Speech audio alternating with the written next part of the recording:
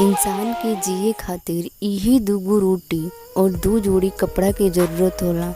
रउआ पास तो इतना सुंदर कला बा, फिर रउआ काहे चोरी चमारी करीला? देखत सुबह आजकल के जमाना में गायकी से दू वक्त की रोटी भी नसीब ना हुई, जानलू।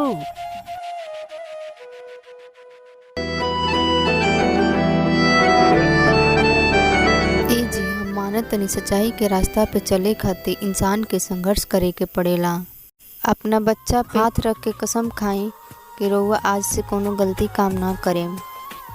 शोभा, कसम खाता नहीं कि आज से हम कोनो गलत काम ना कर, अपना बेटा खातिर ब्यासगिरी करब। ठीक बा शोभा, चलो आराम कर।